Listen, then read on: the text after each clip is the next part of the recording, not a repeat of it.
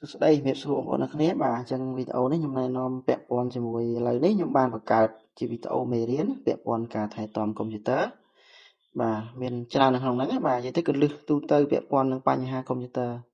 ដែលបងប្អូនសារជួបហើយដែលខ្ញុំធ្លាប់ធ្វើសេវាកម្មជូនបងប្អូនយើងបាទយូរឆ្នាំដែរហើយអញ្ចឹងណាអញ្ចឹងឃើញថាវាមានប្រយោជន៍ហើយមួយទៀតខ្ញុំចង់ចែកម្លែកទៅបងប្អូនអរគ្នាដែលជាអតិថិជនទាំងចាស់ទាំងថ្មីឲ្យចេះខ្លួនឯងអញ្ចឹងណាបាទឲ្យចេះដោះស្រាយខ្លួនឯងណាបាទកុំឲ្យបាក់ជួបបញ្ហាតិចតួចឆាតមកខ្ញុំអញ្ចឹងណាអញ្ចឹងបងប្អូនអាច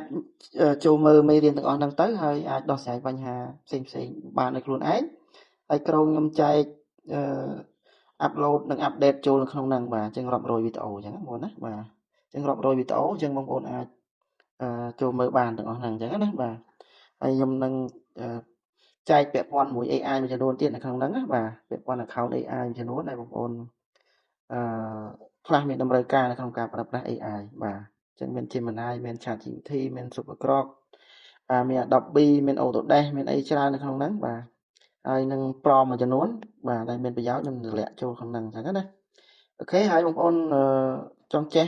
គន្លឹះទាំងអស់ហ្នឹងបងប្អូនអាច join channel ហ្នឹងទៅហើយខ្ញុំនឹងដាក់នៅក្នុង bot Telegram បាទហើយបងប្អូនអាចចុចនៅក្នុង bot ហ្នឹងណាបា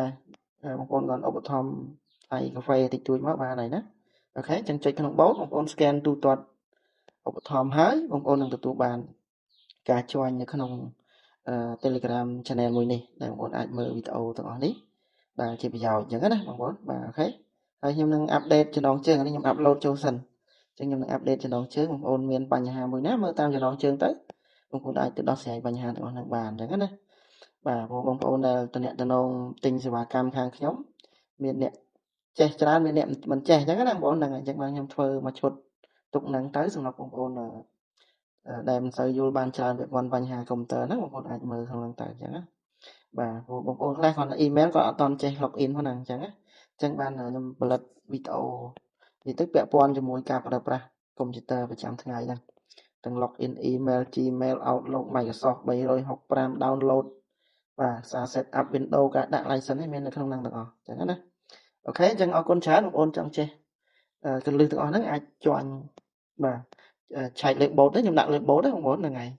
bot Digistore KH ហ្នឹងណាបាទបងប្អូនវាយ Digistore KH នៅក្នុង